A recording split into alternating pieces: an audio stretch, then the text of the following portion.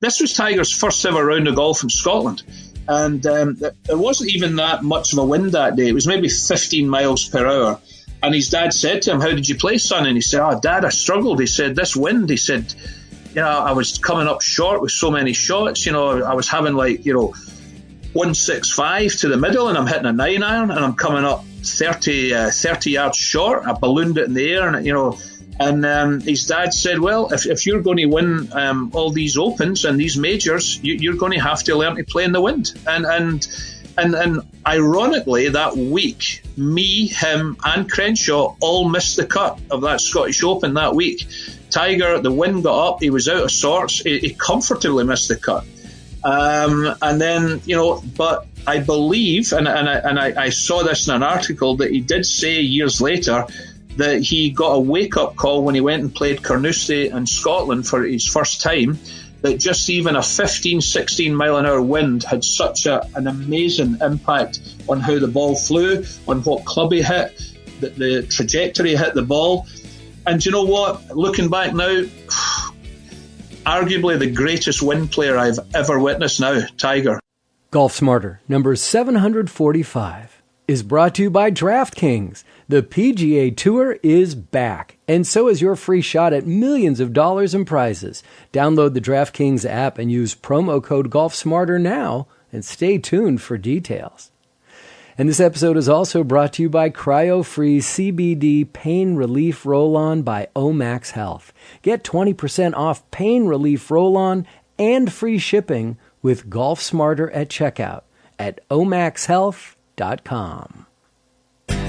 Former PGA Tour pro Alan Tait from Scotland with great stories and getting children hooked on golf. This is GolfSmarter, sharing stories, tips, and insights from great golf minds to help you lower your score and raise your golf IQ.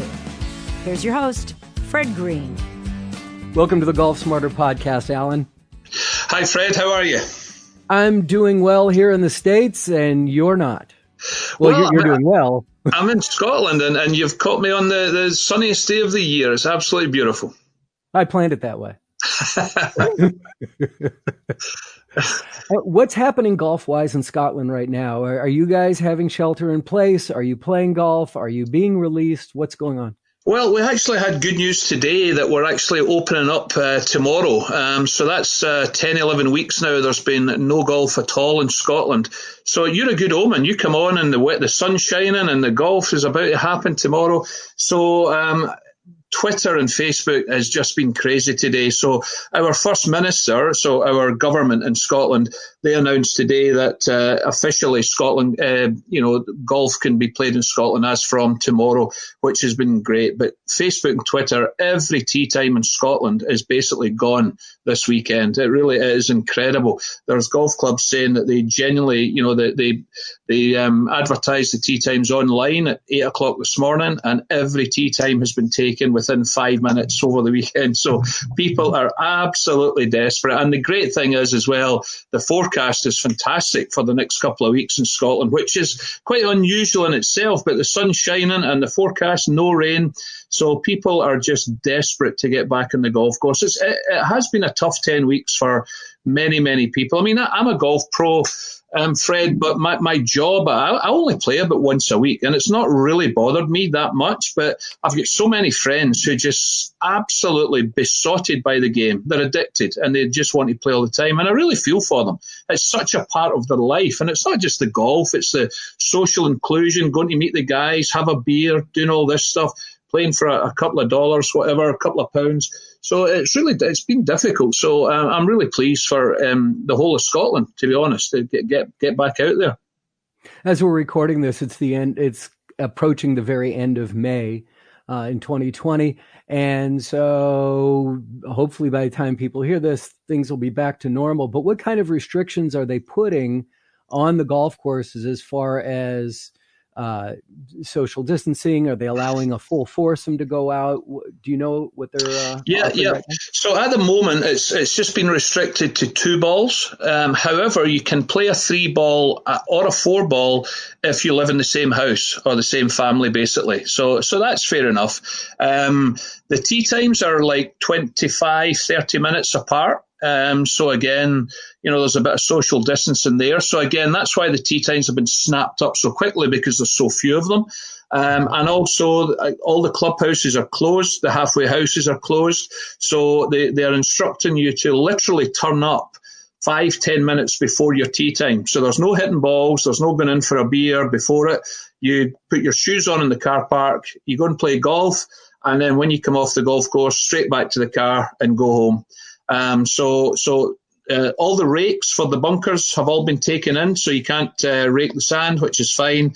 Putt with a flag in, etc. No high-fiving, no cuddling, no man cuddles, no women cuddles, whatever. So there's all that, but and obviously no competitions, no medals, no tournaments, no competitions. But I honestly don't think people are caring about that. I think they're just desperate to get back out on that golf course, hit the ball, see their buddies, and go and enjoy being out in the fresh air and having a game of golf. And probably no money being exchanged well, at the end of a round. I'm sure there'll be the odd bet that might be getting transferred through the bank later on, but there'll be no money changing hands on the day. I'll Venmo it to you. Exactly. Right? I'll send it via PayPal, but I'm not handing you cash. Exactly. So what about walking versus riding? They're allowing you to ride, but you've got to take your own cart as well. Or again, if you're from the same household or the same family, they're permitting you to ride together. So, that's fine. But to be honest, Fred, Scotland, unlike the States, probably I would say 90-95% people walk anyway.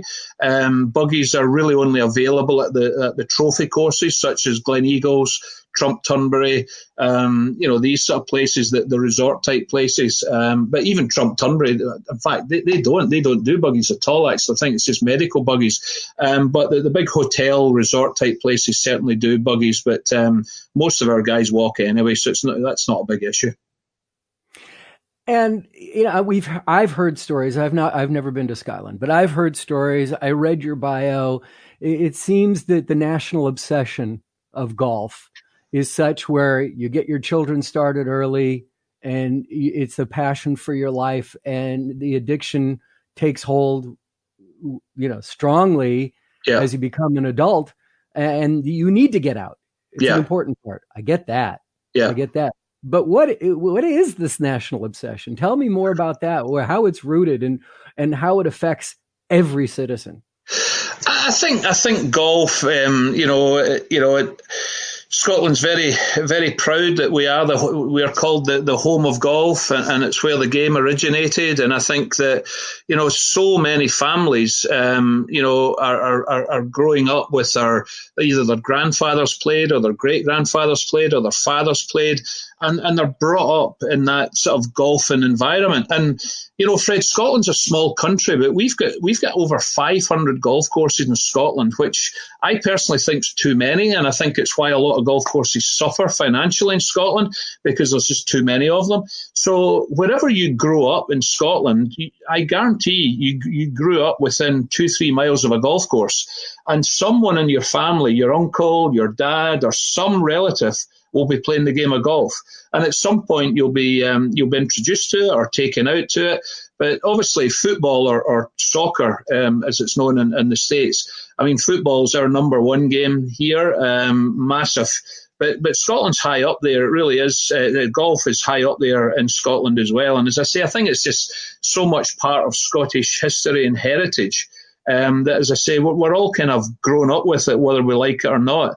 And it is quite a trendy sport now. You've got Tiger, you've got Rory McIlroy. It's a different game to what it was 30, 40 years ago, where it was quite boring. It was full of old men. Kids didn't see it as any fun. But the modern player, the Tigers, the Rory McIlroys, the Dustin Johnsons of this world have made it cool. They've made it fun. So I think more and more kids are actually, looking forward to get involved in golf. But it always comes back in Scotland. Well, the home of golf, St Andrews, it's where the game started. And I think, as I say, kids sort of grow up with that lifestyle. Mm. And it's what's wonderful about golf right now during this pandemic is that it really does lend to social distancing. It does allow people to go out, be outside, which is the safest place, to be 6 feet apart from everybody, to not touch anybody else's stuff. Soccer, football, doesn't do that. So that obsession, how does that get fulfilled, that people can't go out? All they can do is just kind of practice by themselves. Yeah, I find it incredible. Again, the government announced today that soccer will start again in June. What date was it? I think they said the 14th of June or something. So it's only like 2-3 weeks away. So this is the English Premiership: Liverpool, Man City, Manchester United, all your top teams.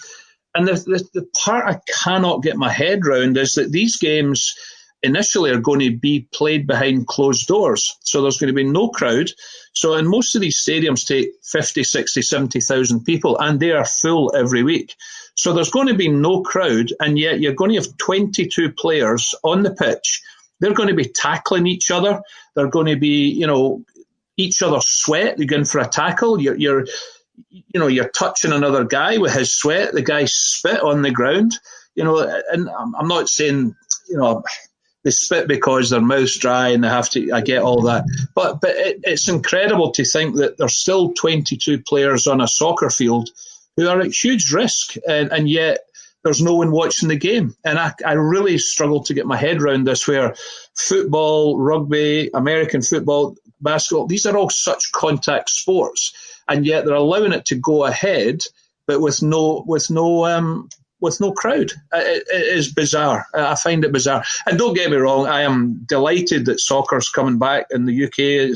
I love watching football, but I just can't. I really struggle to get my head around the whole thing. And as you say, golf is a great sport, as is tennis. Tennis is a non-contact sport. You can play tennis, you can play golf, you can go fishing, you can go hill walking. There's lots of good sports out there you can do with no contact, but all these contact sports, and they're thinking that the measures that they're taking with having no spectators is the right way to go.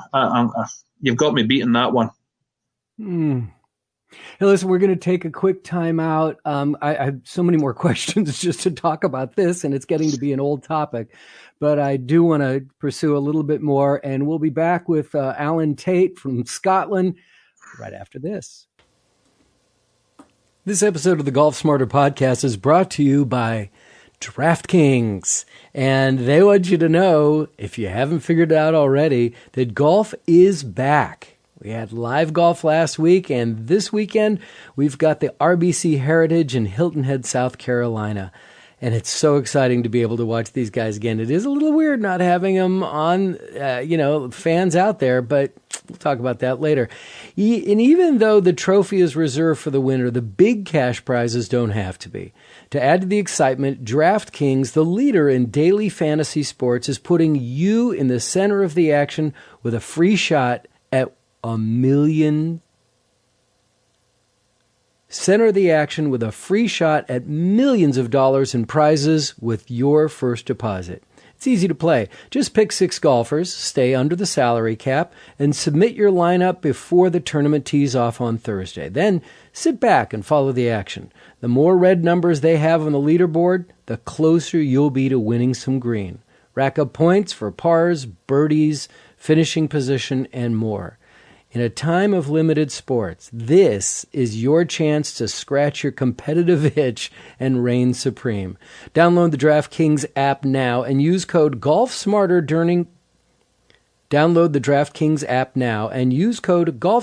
during sign-up. This week, DraftKings is putting you in the action with a free shot at millions of dollars of prizes, and that's code GolfSmarter, and you can get a free shot at millions of dollars only at DraftKings. Minimum $5 deposit required. Eligibility restrictions apply. See DraftKings.com for details. Alan, it's interesting when you talk about these sports that need a stadium to feel right, a stadium filled with people, yet these guys all grew up, and they're still in their 20s, most of them, right? They all grew up playing in fields where there's nobody watching except their parents and their friends and their friends' parents. And so they're kind of used to playing, in let's call it air quotes silence. Yeah. So you've played golf professionally, and you've played golf, pro-ams where there is no crowd, but you've played where there is a crowd. What's the huge difference from a player's perspective of having a crowd or not having a crowd?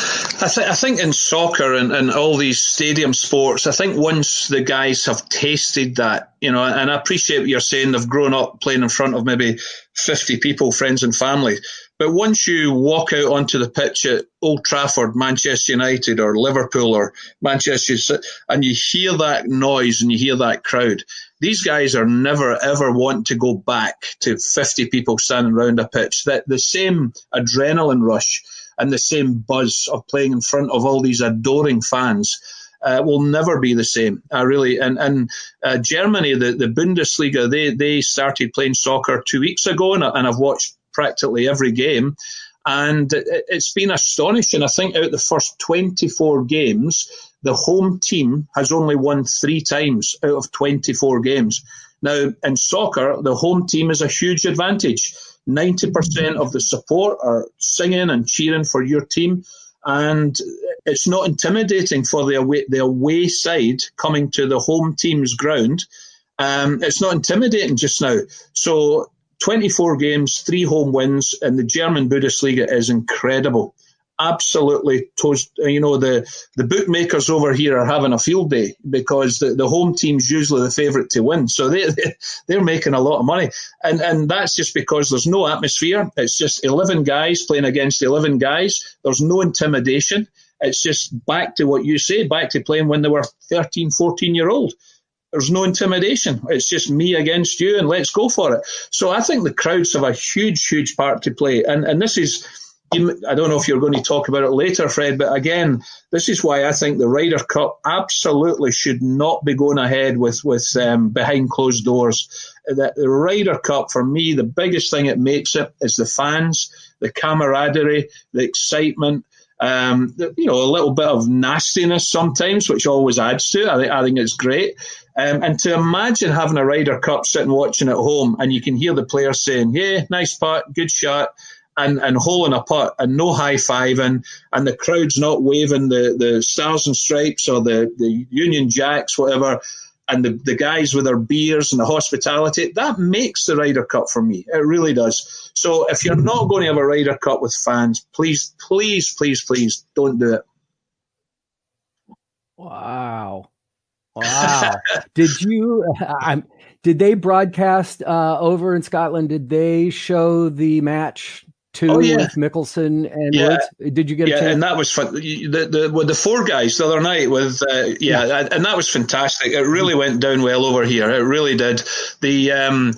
The one before it with McIlroy, and it was a couple of weeks before, it wasn't as good. It really wasn't. But this one, Justin Thomas was fantastic on the commentary. Very funny and very, obviously very knowledgeable. But it was very, very well received over here. So more stuff like that would be great at the moment until we get back to some normality. And there was no crowds there, but the 4 guys and the commentators made it interesting and they made it fun, which is what it's all about, isn't it? Yeah. I mean, they really did. Yeah. The change between the first one and the second one, and the fact that they raised $20 million. Unbelievable. Fantastic. One. Yeah. With Brooks Koepka taunting Tom Brady with $100,000 if he gets a par, and then he goes exactly. And I don't know if it's the same over there, but Koepka over here seems a bit of a boring figure, a bit robotic, and you just saw him in a different light. I mean, he was great. He was a breath of fresh air. So he showed his sort of human, emotional side, if you like, and that was great. Well, you're not allowed to do that on the golf course when you're competing. You got to have your game face on. Exactly. And talk about intimidation. And it was interesting because you talked about the intimidation factor when there's a crowd there, but aren't you supposed to be intimidating your opponent, not leaving up to the crowd to intimidate for Absolutely, but the crowd helps, obviously. If you go in head-to-head against somebody like Tiger, obviously you're hugely intimidated right away. But if the Ryder Cup is in America, for example, and you're playing the number 3 singles against Tiger, It's already a tough gig playing Tiger, but when you've got 90% of the spectators for him, and everywhere you go, all you're hearing is the cheering for the USA. I wouldn't wish that on anyone, to be honest, but it doesn't help, you know. Well, you know, number one in my notes is what I'm supposed to talk about here, and what was suggested, and we've spent all this time talking about current events, but you know what it's like to be intimidated by Tiger, don't you? Well, do you know, I wasn't so much intimidated. I was very fortunate, Fred. 1995, gosh, 25 years ago, 1995, I was playing in the Scottish Open, and I'm not a big name on the European Tour golf. I had 1 year on the European Tour in 1997, and basically made nothing. But it was great fun. And I was doing well regionally in Scotland, and I managed to play my way into the Scottish Open, which is a huge event now in the world of golf. Mickelson's been a past winner, etc. And the Scottish Open was at Carnoustie, and I had booked a practice time on my own at 11:31. I'll never forget that time. And just me and my caddy, 11:31. And I'm standing there on the first tee, and there's no crowds, there's no one about. This is Tuesday practice day. And the next thing, the first tee starter said to me, I was going to tee off early. I was due to tee off at 11:31, but this was like 11:05, and I thought, let's just go early. There's nobody in front, there's nobody behind, let's go. And the starter said to me, you might want to hang about for 10 minutes. And I said, well, why? And he said, well, 2 guys have put their name up next to you. And I said, well, what's the big deal? Who is it? And he said, well, one's a Ben Crenshaw, Masters champion that year, 3 months before, and one of my all-time heroes. And he said, the other one is a T. Woods, right? And I started laughing. I'm thinking, somebody's at the wind-up. One of my fellow pros have been in the locker room and saw my name at 11:31 on my own, and for fun, they've put up these 2 names. So I laughed it off. I really did. And the next thing, I look round, and the crowds are starting to gather around the first tee. There was a stadium stand at the first tee. That starts filling up, and I'm thinking, what the hell's going on here? And there's a buzz going on, right? You can feel the energy. There's something happening. And the next thing, honestly, the first tee is mobbed with people. And I'm thinking, well, they're sure not here to see me. And the next thing, Crenshaw just appears out the crowd, comes up to me and said, I'm Ben Crenshaw, do you mind if we join you today? And I'm like, wow, what is going on here? And then he said, well, what did you say? Did you react? I was stunned. No, I was absolutely stunned. I think I forgot what my name was to introduce myself. And, Crenshaw, as I said, was a huge hero of mine. I love the guy. And he just won the Masters 3 months prior. And then he said, can I introduce you to my friend, Tiger Woods? And the next thing, Tiger came over. And that was it. And I found out later that I had actually shot the course record at Carnoustie the year before. And Tiger and Crenshaw were in the players' room the night before. And one of the Scottish caddies said to Crenshaw, that guy playing at 11:31, he's just an assistant pro from Glasgow, but he shot the course record here last year. And Crenshaw said to Woods, I think we should play with this guy. And Tiger said, yeah, let's do it. Nobody told me, so I wish somebody told me, but probably if they told me, I wouldn't have slept that night. And that was it. And away we went. And to be honest, Fred, I was actually more intimidated by Crenshaw because he'd just won the Masters, and we didn't know an awful lot about Tiger at that time. That was 1995, so he was 19 or 20 years old. We knew about him. I think he just won his first US Amateur, so we knew who he was, and he arrived at Carnoustie with a massive entourage, all these people.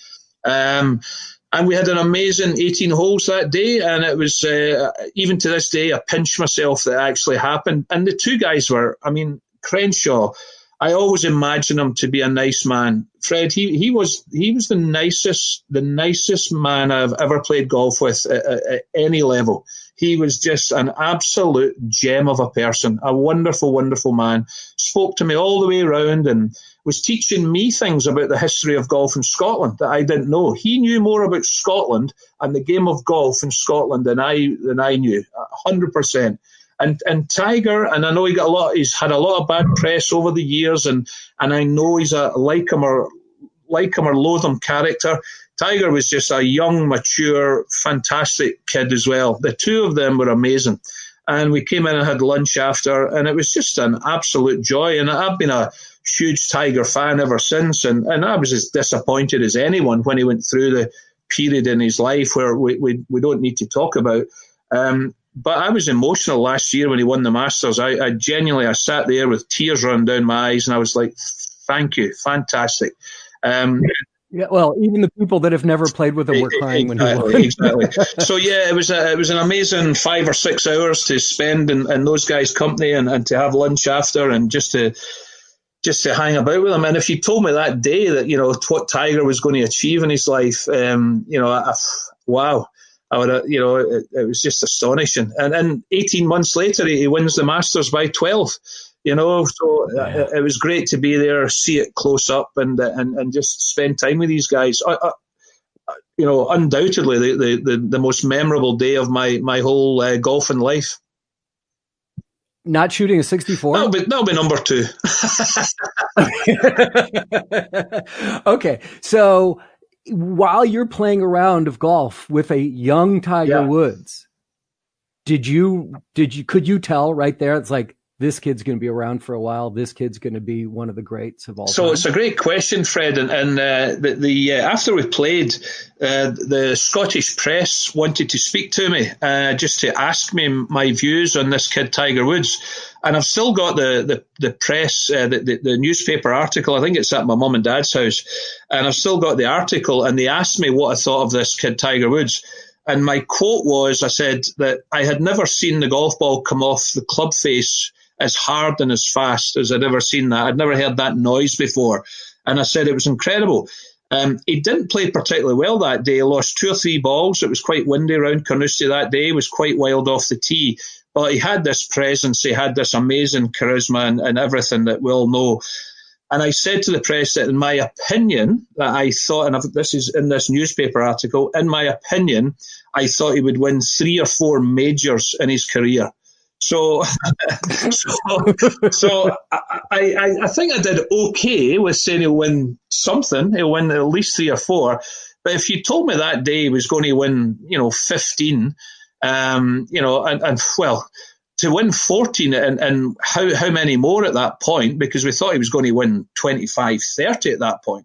I would have struggled to believe he was going to go on this run of almost, beating Jack and whatever. But you could see that this guy was going to win majors, 100%. He was going to win a lot of money. He was going to win tournaments all over the world. But my prediction at that time was 3 or 4 majors, so that'll do him. Which is that's not a conservative prediction either. If you were to predict anybody to win 3 or 4 majors, it's like, oh, this guy's a big deal. Yeah, and bear in mind he was only 19 or 20-year-old. So to even say a 19 or 20-year-old's going to win 3 or 4 majors, to have seen enough in that 4 hours. Bearing in mind, I don't think he played particularly well. As I say, he lost a few balls. He was quite wild off the tee, but you knew there's something special here. I'll tell you, the one thing that I'm kind of looking forward to watching professional golf with no gallery is how many balls these guys lose. Well, think about it. Because they never lose a ball on the tour because there's people standing around and there's cameras and everything. It's going to be a little bit different. I think that's just a wonderful idea of doing that. So forget about the golf course. Afterwards, you go back, you have lunch with the 3 of you. Is it just the 3 of you, or do you have an entourage sitting around? Well, guess who joined us? Tiger's dad. So Tiger's dad came over, and we sat there, and it was like you were sitting with old friends, and we had right. But did Tiger's demeanor change when his dad sat down? No, actually, his dad watched the last few holes. He didn't walk the whole 18. He watched a few holes. And his dad, I always remember, his dad asked him, he said, "How did you play today, son?" And he said, this was Tiger's first ever round of golf in Scotland. And there wasn't even that much of a wind that day. It was maybe 15 miles per hour.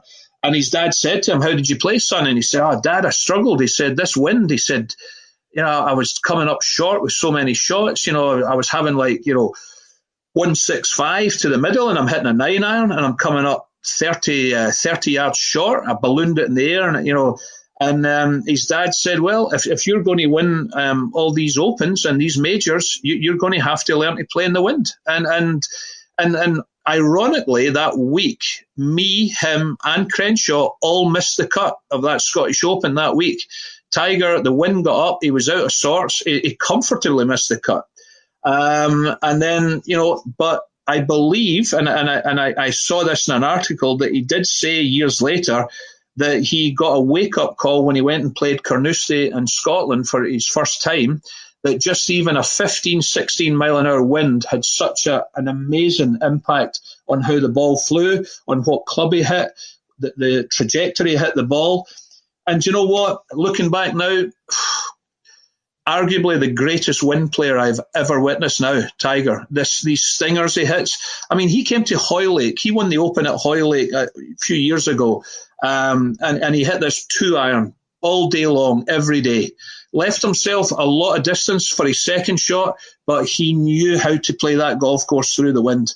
So in my opinion now, he went from a kid that day to really not having much of an idea how to play in the wind, to, in my opinion, being the best wind player in my lifetime that I've ever seen. These shots he hits through the wind are sensational, absolutely. And he knows how to get the ball round when it's blown right to left or left to right, or, and I saw it that day. He struggled that day, and he went away and thought, geez, I've got a lot more to learn here. And as I say, and less than 2 years later, he wins the Open at St Andrews in windy condition, and wins it by 15. He blows the field away. It's not even a contest. So you don't win at St Andrews in a wind and not know how to play, shots, with those conditions. Fabulous story. Hey, we've got a lot more to talk about, and I hope that people are going to, listen, it's a podcast. If you don't have time to hear the whole thing today, you're going to pause it and listen to it later. So we're going to take another time out and come back with Alan Tait and talk about the future of the game after the pandemic. This episode of the Golf Smarter podcast is brought to you by CryoFreeze by Omax Health. And many Golf Smarter listeners have some type of pain that has prevented them from relaxing, sleeping, stop them from exercising, or, oh no, even stopping from playing golf. Well, enter Omax Health. If you're looking to get rid of nagging muscle pain and joint pain immediately while providing long-lasting recovery, then you need to try the natural breakthrough pain relief solution, CryoFreeze CBD Roll-On, developed by Omax Health. This non-prescription triple-action pain relief roll-on is specially formulated to block pain receptors, reduce inflammation, and improve muscle and joint flexibility. The best part is this 100% natural CBD-powered remedy works its magic within 10 minutes of application and can last up to 8 hours. Definitely a full round of golf. The PGA pro golfer Kyle Stanley uses CryoFreeze CBD to recover both on and off the course. So if you have pain that won't go away, then you qualify for Omax CryoFreeze. Simply roll it over where it hurts and ice out the pain. No messy creams, no horrible fragrances like some of the other products that I've tried. And I've tried a bunch of them because I have pains. But CryoFreeze has worked for me, and I continue to use it on a daily basis because I got things that are happening that I don't like, but CryoFreeze has definitely helped. It works within 10 minutes of application, improves your physical training, recovery, and performance. Get 20% off site-wide when you use the checkout code GolfSmarter at Omax Health, OMAX Health.com. And we thank them so much for their support of the Golf Smarter podcast. Alan, with everything that's going on and people finally getting back onto the golf course, now we got to start talking about the future of everything, obviously, because life will never be the same. It'll always be, I remember before the pandemic, before the global, right? as we do like pre 9/11 conversation, even though that was a United States issue. This is a global issue. I think everyone still talks about pre 9/11 as something they'll never forget. But now they're saying that possibly that this could be a boost for golf future. Yeah, I think so, Fred. I really do, in a weird way. I mean, the golf courses have been closed here since middle of March, so the golf pros have had no income, no teaching, no retail, nothing. And there's a lot of golf clubs are struggling in Scotland. They were struggling before this pandemic, and I really fear for a lot of clubs in Scotland. As I said, there's a lot of golf courses in Scotland, over 500, which is far too many for the size of our country. There's too much choice. So a lot of those golf courses have been struggling before now. So I really do fear and worry for them. However, people are now desperate to play. And I just saw on Twitter today that golf clubs in Scotland are saying that they've actually seen an increase in membership over the last 2 or 3 weeks, because one of the rules here just now is that for the first month or the first couple of months, it's only going to be allowed members only at certain clubs. So a lot of people are joining golf clubs now just so they can go and play, have a game of golf. But I think people will now, I do think as well now, people will appreciate what they actually have in Scotland. To say we have got many golf courses, and I think a lot of time people have taken it for granted. And I think people will now maybe start supporting their club a little bit more than maybe they have done previously. But I do think that the next 5, 6, 7 weeks, every golf course in Scotland is going to be rammed. It really is. And the only thing is the clubhouses still might not open. So the food and beverage side of it there might not be any great uptake there. But certainly, hopefully, the golf pro will prosper. Hopefully, the club will prosper with new members. Hopefully, green fees for visitors if they then introduce that. And it's now a short season. We've really only got June, July, August, September. It's 4 months. October in Scotland can be hit or miss. It can be beautiful or it could just be wiped out. So really, you've only really now got 4 months for golf clubs and golf professionals, club pros, to survive this. So I think people will play more, and I think they'll hopefully spend a little bit more. I think they'll hopefully put a little bit back in. And I think they'll appreciate that the club's struggling and possibly the club pro's struggling as well. So I do think that all is not lost. If they come out and said they were going to resume golf in Scotland on the 1st of August, for example, forget it. A lot of club pros would be bankrupt, and a lot of golf courses would close without a shadow of a doubt. So I think we've just got enough time. And I say that the long-term weather forecast for Scotland is to be really good this summer. So with all that said, I think we can recover from this. There'll be many, many lessons learned that if another, world disaster happens again, Scotland, like every other country, will be better prepared the next time, because no one saw this coming. Nobody has had a clue how to deal with it, really. So hopefully, every country in the world will learn from this, and they'll be better prepared next time around. And that means golf, that means sport, the economy, everything. Yeah. Yeah. Well, you're heavily invested in the future of the game for young people. You're run an organization now called Golphin. Yeah. Nope, it's called Golphin. Right. Because I was thinking dolphin. Instead of a D, it's a G. Well, that's right. It's that's right. Our head covers are dolphins. So you're right. Oh, well, it's Golphin, and we call it, we nickname it Dolphin as well because it's spelt the same way. So yeah, we basically we've got we've got a kids program called My Pathway to Golf, Fred, which is really to introduce kids between 4 and 14-year-old, 4 to 14, to introduce them to the game of golf. Lots of skills tests, fun games, and it's all done through an app where if the pro has got 20 kids in his class, the pro can go home that night, send the kids a message through the app and say, "That was great today, kids. We're working on your pitching today or your chipping.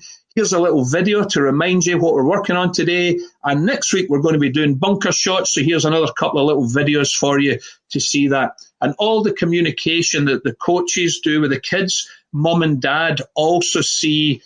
They get a notification to say that the child has had a message from the coach. So it really gets the whole family engaged in the game. It's a fantastic program. It doesn't replace the way coaches already currently coach the kids. All this does, it gives you a platform and a structure to work through.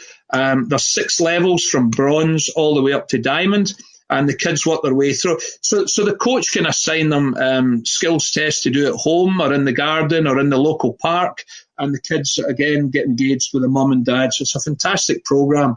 And we also do a lot with primary schools over here, which is probably like your elementary age. It's kind of 5 years to 11 years old. And we do a schools program as well. And then obviously we've got our golfing equipment, which is fantastic. Probably our biggest rival over there is US Kids. So we were at the PGA show in Orlando in January, and we had huge success over there. So our equipment is fantastic. And as I say, our My Pathway to Golf program, along with the schools program, are all proven very successful. So we've got quite a lot of clubs in Orlando, the sort of Orlando area. I've signed up to. So we've got one in Texas, one in California actually.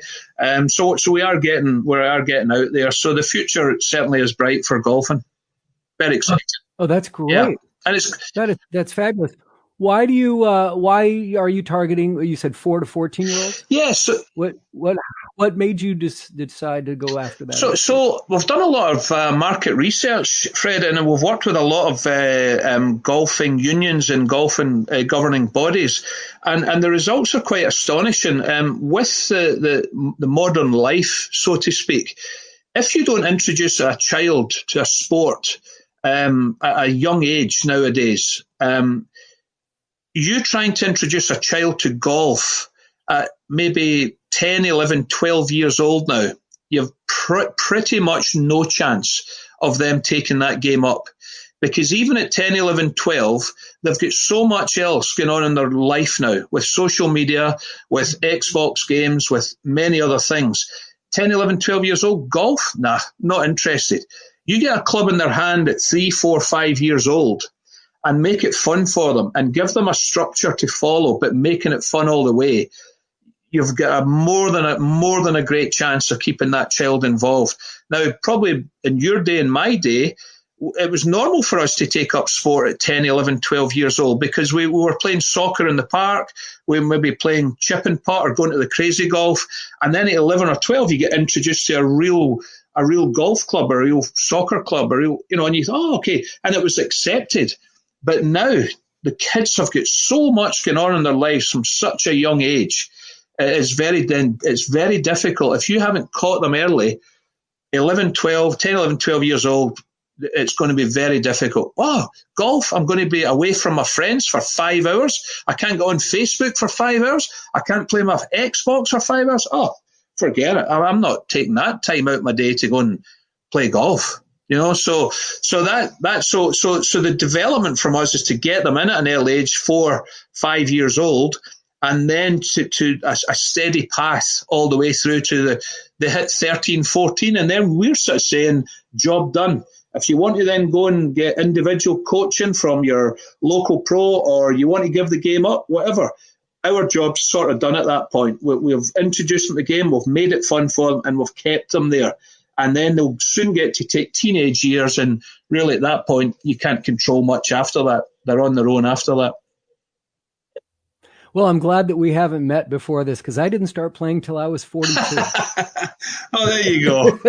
Fantastic. I played all kinds of sports. Yeah. I played all sports as a kid, never organized, just, out in the schoolyard type of thing, but never played golf. And then when I was introduced to it, I realized it was the hardest of every sport that I had ever played. But I'll bet you've got more chance of introducing a 42-year-old to golf than you probably will have a 10 or 11-year-old now, because a 42-year-old will accept the benefits of playing golf, that walking out in the fresh air, mental health, all the nature, the wildlife. You appreciate it more. 10, 11-year-old, nah, I'm not. Well, it's actually one of my favorite stories, and I apologize to people who are going, "Don't tell that story again, Fred." But it's my son was Yeah. 12. My younger son was 12, and he went to a golf camp. Right.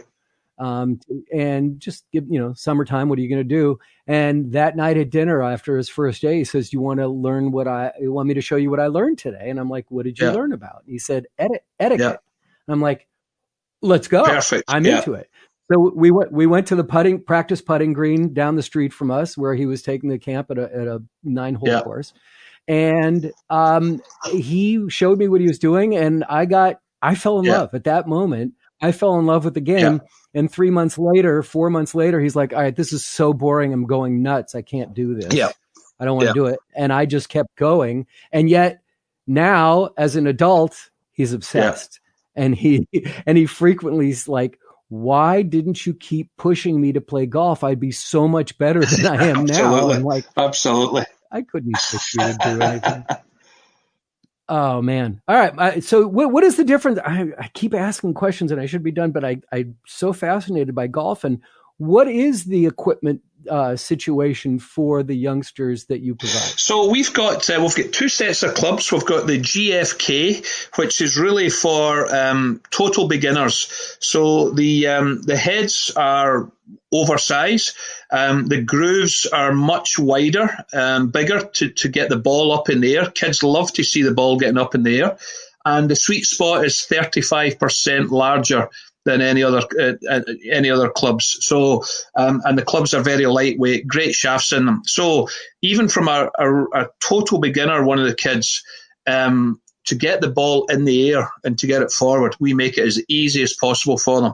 And the kids love that. If the kids are standing there and they're hitting it along the ground, they get no satisfaction. As soon as they see it go in the air, way, great, fantastic.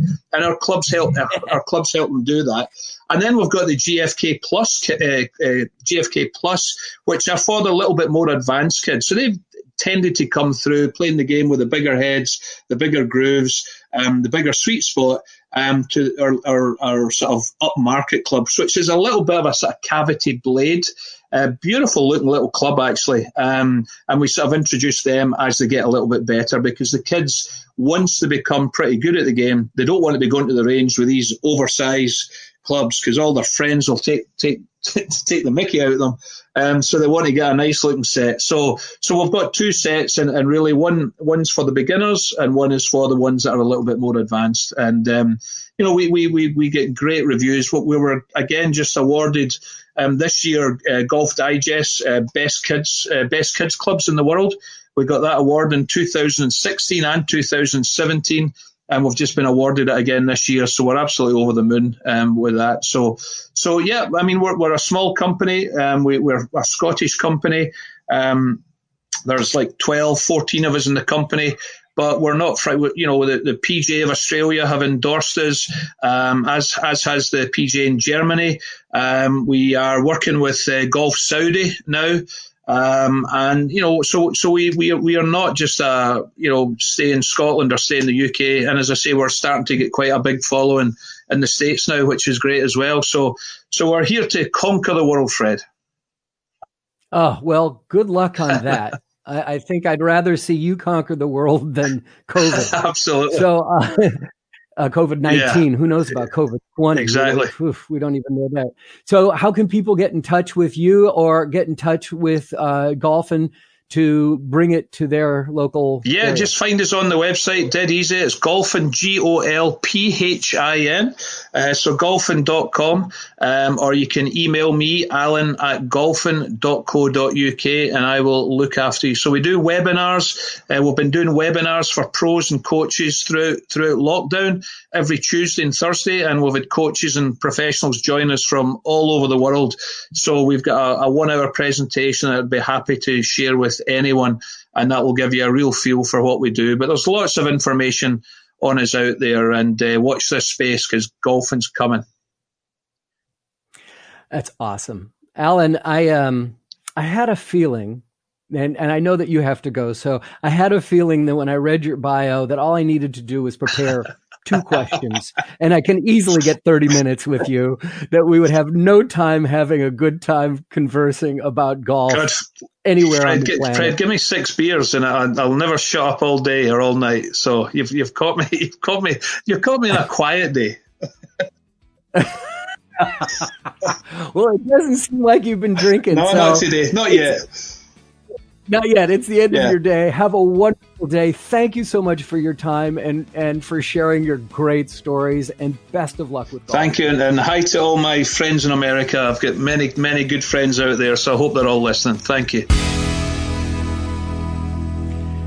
Boy, he was entertaining. But now you get an idea of why I don't focus on the PGA Tour for a podcast, since this was clearly recorded just after a TV event that was a couple of weeks ago. And it may lose some of its relevance, especially as our world is changing so fast these days, as many of our lives are kind of stuck inside. And, I just talking about the tour, let me just get this one off my chest. With all the delays in resuming live sports and all the talk about safety and health concerns, it was really, for me, it was uncomfortable to watch these PGA Tour players shaking hands and slapping high fives after their rounds. Couldn't the PGA tell them to back off from that, just to set an example of what to do and not an example of irresponsible behavior? In my last few rounds with my buddies and I, we tap putters at the end of the round, which is kind of cool and is, for me, much better than bumping elbows.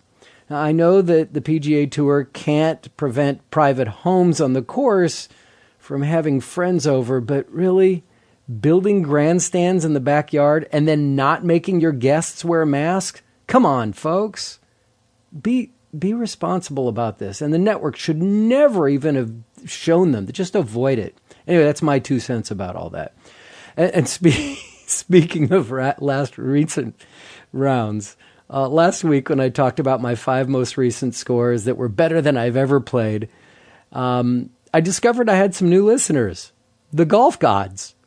I say that because they wanted to make sure I knew who was in charge and didn't want me to gloat so much. So the day after I published the episode, I went out and shot an 86, which is not a bad score, but not the way I've been playing lately. So I did apologize to them for bragging and shot an 81 on the next round. Much better of where I am these days.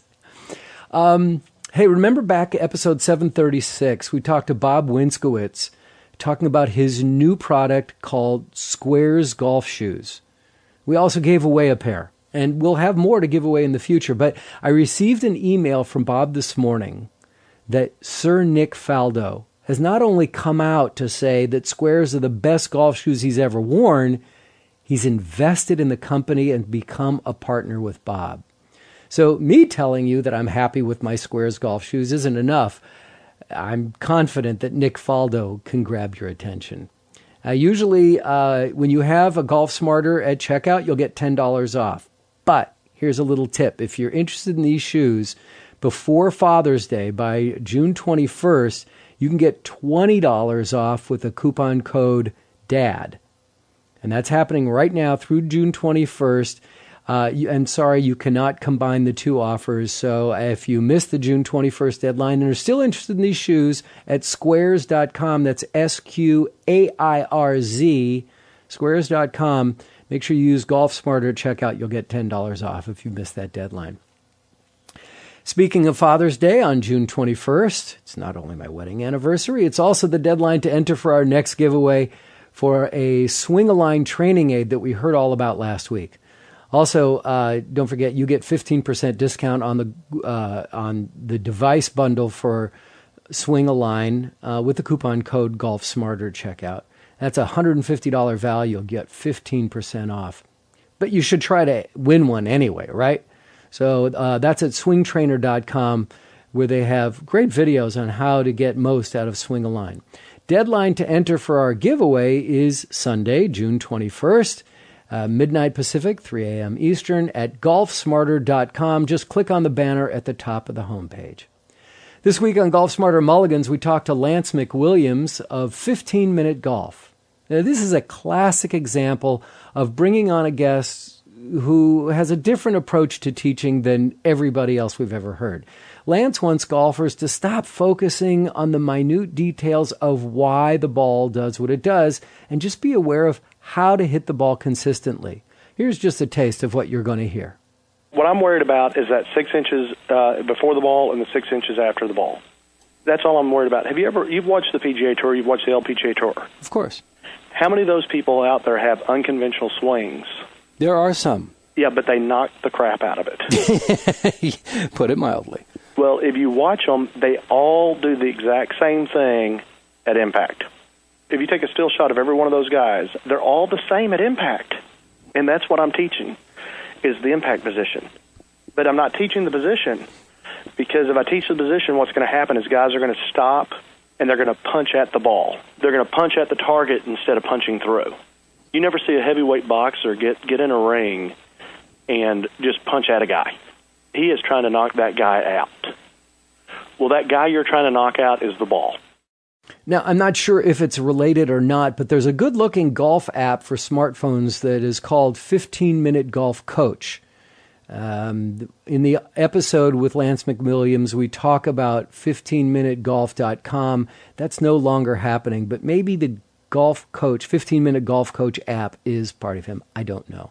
Anyway, that's episode 61 of our sister podcast from the archives of 400 hours, more than 400 hours of Golf Smarter interviews called Golf Smarter Mulligans, and that's released each Friday. Please subscribe to it wherever you get your favorite podcast. Now, reach out to me. Talk to me. Let me know what you think. Let me know what you want to hear. You can find me on Instagram, and I also post videos and of these promos for the shows and also videos that I shout out on the course. You can go to Twitter or Facebook, and you can even read more about us on LinkedIn from me, Fred Green. It's not a golf thing. It's just my LinkedIn profile at Fred Green. Green is Greene. But if you have any questions, comments, or suggestions, multiple ways to get in touch with me. Use Golf Smarter on social media. Use Golf Smarter on social media, or just click on the Hey Fred button at golfsmarter.com. Have a great week, and happy Father's Day, Dad.